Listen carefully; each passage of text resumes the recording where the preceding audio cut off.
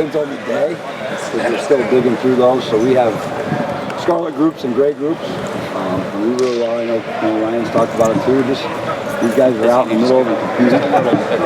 The good news is they're running with ones, running with twos, right, left side. We've got really good defensive ends here too. So we can actually get a really good taste and feel of how they can handle those guys. And it's still just, early on in camp, and you're doing that, trying to play the shell game to find your 5 best. And we're really still in the middle of that. You're hoping guys kind of settle up and finalize that. And we'll get to that soon. But it's really, to get good looks, good competition, see who's good right, who's good left, who's good working together. Coach. Hey, Spencer, sorry. Coach, can you scoot up to the mic for me? Yeah. You got to get down, man. Right. Put seats here. How about now? I think we're still, 17 days away from the game, so you get to a scrimmage Saturday. How about now? It's starting to, shake itself out, and guys are rising. That's what you do. Guys just separate. All positions, both sides of the ball. We're competing all over, and so we're getting closer. I'm feeling confident with some guys, like you said, getting looks against those real guys. And so now they just got to stack good days on top of good days, and that's when guys kind of pull apart and separate there.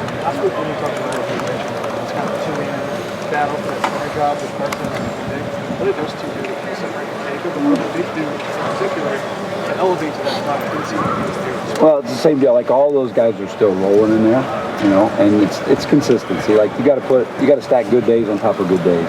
If you're in a controlled situation or a cold controlled period, and then you go to a team period, you got to be able to go play the game. And we do a good job here trying to give those guys opportunities as we go. And like we said, that really depends on the day of who's in the scarlet and who's on the gray. And I got to look at my script half the time and be like, all right, scarlet guys today, here's how we're going, because we sit and talk through and try to fit those guys in the right places to find their 5 best. Justin, who do you call? You call Frye, Simmons, Josh or Jimmy? I call them all. We got a lot of Joshes in our room, right?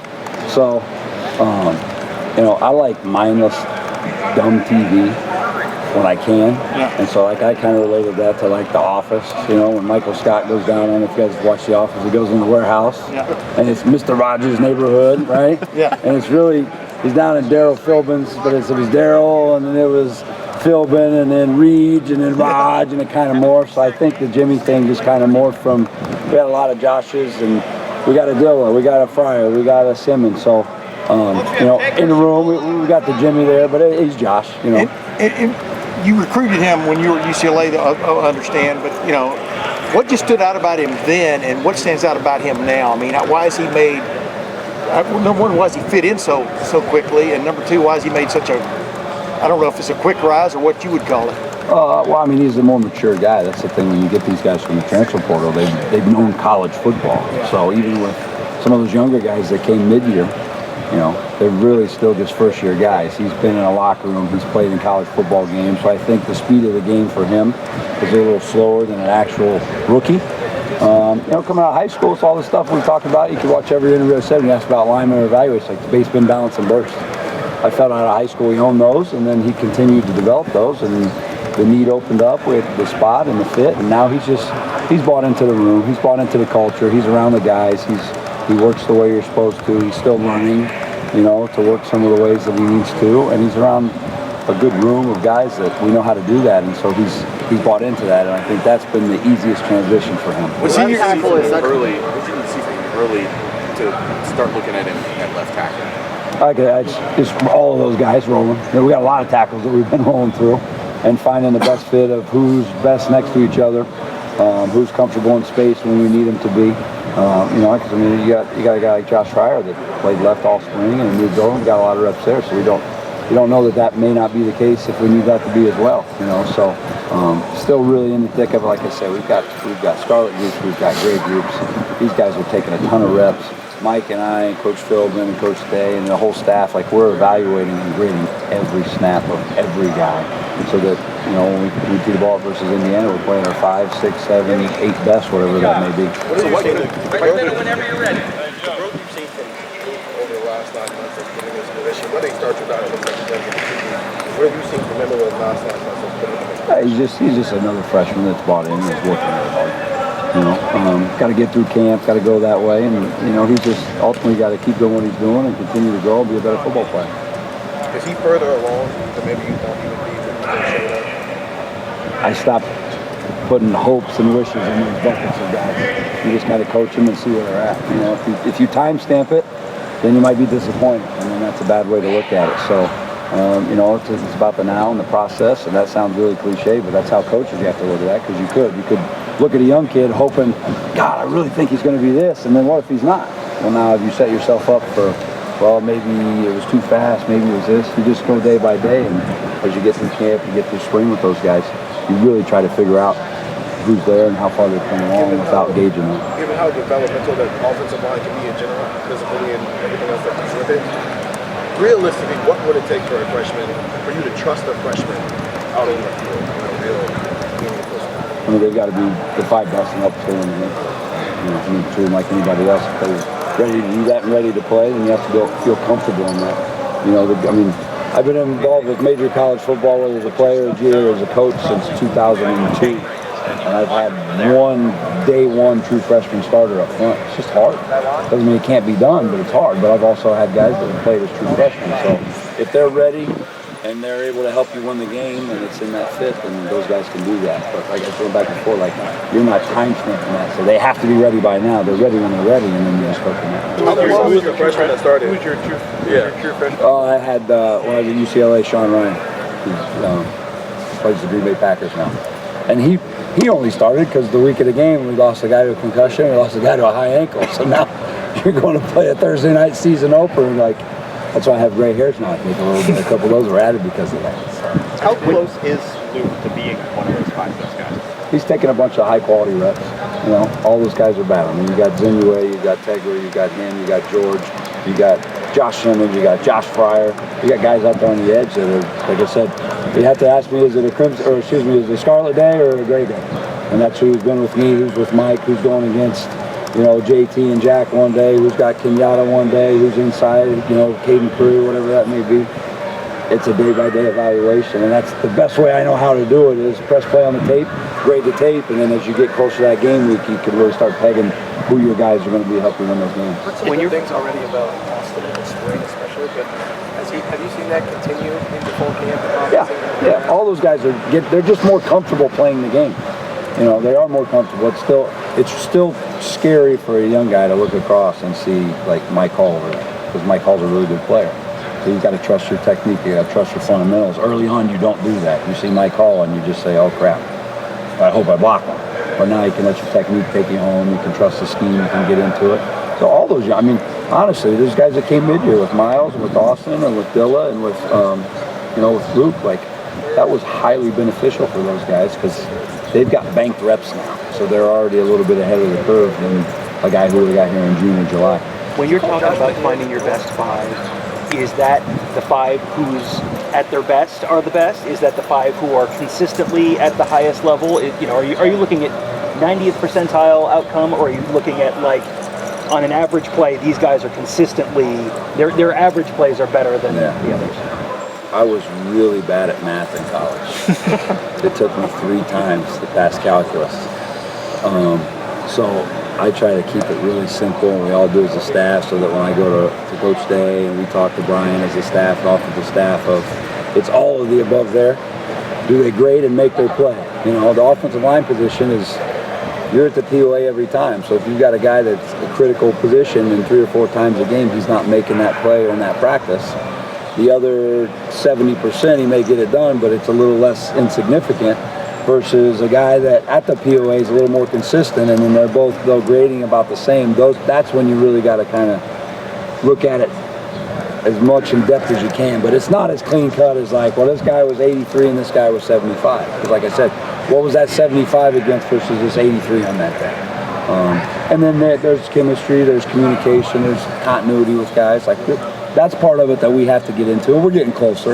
But right now, the competitive, the smart part, and then the toughness is all 3 things that we're really over the top about with Coach Day, and then those are tangible, evaluative things that we're looking at for our guys. There's continuity piece. Anything in the attributes of left tackle and right tackle that you view any differently? And I want a guy who has this on one side versus the other. Is it pretty much the same, or what guys are comfortable? Both guys have to be really comfortable in space. You know, I think maybe back in the olden days, schemes would put their best pass rusher on the blind side of the quarterback, meaning his backside. So that might have been looked into more. But now with matchups, with defensive structures changing where they're putting people, you just got to be really comfortable in space because you're going to be on your own in an island. And then after that, probably a little bit there, but nothing that we hang our hat on more of, like significantly more here versus here. Justin, with one side versus the other side, more just moving to their right versus moving to their left? Yeah, some in our guys are pretty good. We've got some, what's the big word, ambidextrous guys, yeah, that can go right and left. So, yeah, you don't want to flip a guy right brain, left brain in the middle of a series or something like that. So you like to try to get a guy honed in on that. But, even in a game, it might start here, and then if the left guard goes down, just hypothetically going something, that doesn't mean the backup left guard goes in. If your sixth best guy is a tackle, then maybe your left tackle can slide into guard, or your backup left tackle goes to guard. Those are the things you got to look at too, because you have to play your five best, not necessarily just slide up your two deep that way. With guards being not really talked about in the last 6 months, I mean, we've talked so much about the tackle situations in the centers. What have you seen out of Donnie specifically to know that he's the guy that's not just the leader on the field but off the field for a player that had his own struggles, a year ago and getting comfortable? I mean, that's the word, comfort. He's just more comfortable being in a vocal position. There's things where I might see something as a coach that now I want to go up and I could tell the group, and I can just go to Donovan and say, hey, get this fixed. This happened. Here's what it is. That's your job, because on 3rd and 7, I'm not kick sliding next to you. That guy is, or that guy is. So you got to go get it fixed. I would say even through the spring up to now, and now when that message happened, it's not like, oh man, I got to go bring some bad news to the guys. He's like, I got it, coach, and then let's go that way. And then the success that you have, that builds confidence there as you're speaking to people, you're leading people, you're driving people, and then now in his play, hey, I'm going to work on this technique here today. And if I mess it up, it's okay, because I'm deliberately working on this thing. And then he's polishing that tool and putting it in the toolbox. So I think it's helped him on the field. And then off the field, yeah, we're still growing with that every day, because it doesn't matter if you're a coach, you've been coached for a bunch of years, or you're a kid that's learned how to lead your group. Confrontation's not easy. It's not comfortable. You have to make yourself comfortable with that. And you have to be comfortable being exposed that way, knowing that you might still make a mistake too, but they look at you knowing you're going to get it rectified or corrected. So I think that's where his growth has been off the field the most, and allowing him then on the field to look at it through different lenses and really enhance his skill set schematically and technically and fundamentally. Has he been able to be more demonstrative on the field? He's such a nice kid, and I think sometimes there's a tendency to not be mean. He crosses the scarlet line well. He knows how to do that. He's doing a great job with that. We're happy with that.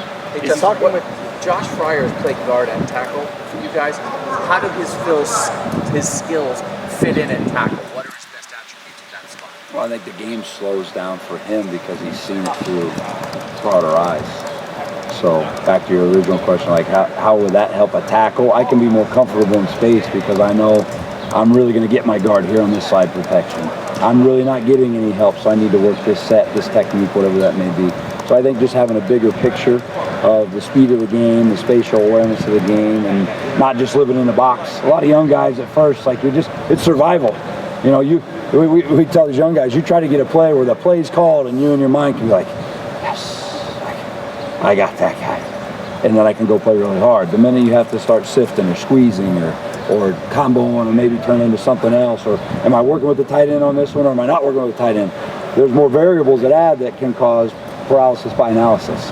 Whereas when you've had more reps, you've had more inside-outside looks, you can kind of trim the fat and keep it right back into what you need to do. And I think that's helping him right now on both sides. When he's had both sides.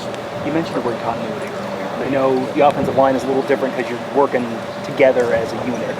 So we always talk about the importance of taking time to let guys gel. We hear about that all the time. Is there a point during fall camp where you kind of go, okay, we have to know who our best five are, where they're going to fit, because they need the time, they need a certain number of reps during camp too? Yeah, you don't want to drag it all the way out. Since, like I said, we're getting closer to that. But they'll know and we'll know, and we're getting there where now it's like you start seeing it and you're like, okay, that's it. Now these guys can really roll together. But, like I said, we've been rolling the scarlet, the gray, this guy here, this guy there. I still double team with the guard. That combo is not going to change. If we're working the 3-tech to the backside, I'm working the 3-tech to the backside, right? Now, yeah, if you have a more skilled player next to you, it's going to help. But at the end of the day, us two have those two, and your technique's got to take you home. So it's not as wild as it might sound or think.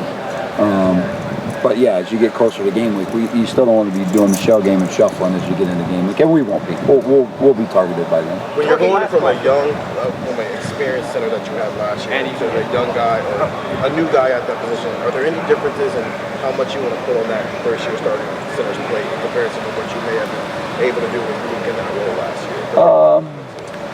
year? Yeah, I mean, I would say it's the way the guys grasp on and how far they go. You know, we don't change from the fit though. Like, what's our front, what's our ID, and what's our technique. You know, now how you digest that, how you use that to go play fast. You know, that's then on the player. Where a more experienced guy that's seen it more and more, that picture, like we just talked with Josh, that picture might open up, and those fuzzy guys in the back might turn into, oh, that's a safety off the hash. But the main part of it and the core principles, you're going to be fine there no matter who it is. As long as we coach them that way and they take it that way and work it that way. I mean, those guys inside right now, they're doing a really good job because we're enforcing that. We're making that some of the importance of the communication so everybody's on the same page, and then we can go to work that way. Talking with Jimmy, one of the biggest areas he said has developed his game is in his ankle. How does the speed of the defense that's on the team help develop that? I mean, you know, what's the old adage or cliche you want to work, like iron sharpens iron. Like, you're going against some of the best players in the country on a Tuesday, Wednesday. You know, I know I've said this before, but you look back to like Zach Harrison last year when he was at the Combine, and they asked him why his game elevated his senior year, and he said, because I went against the two best tackles in the country every day in practice. Well, we get that opportunity as tackles now to make sure that we're getting great edge looks from all those guys. You know, we got young guys stepping up. Kenyatta's giving great looks, and he's going to be a big-time player for us. Caden Curry's over there now at the Tasmanian Devil sometimes getting in it. You got JT, you got Jack, you got all these guys that when you get down, you're going against a real dude. So the speed of practice is at a high level all the time, and so you can't miss and you can't be off. And I think that was probably his biggest adjustment, was understanding what every play of every day and every down means at practice when you're here, when you're going against who we're going against every day. Then just real quick. What's the secret to maintaining a good ankle as a tackle? The secret. I love those tag words like that. I wish I knew. You coach the guys and give them tools in their toolbox for fundamentals. We talk about getting to the spot, the right spot, and what's the intersection point from where the end is and where the quarterback is. And so being on that screen of a basketball player, it's ball me man. But the good news is in football, you can use your hands and be physical, where in basketball, it's a foul. So getting to that spot and then having a plan when you're at the spot, that's what you got to work on. And then it's just repetition, knowing the speed of the game, knowing who you're going against. That's what the guys really got to adjust to, and they're all doing a really good job of that right now. So, thanks, guys.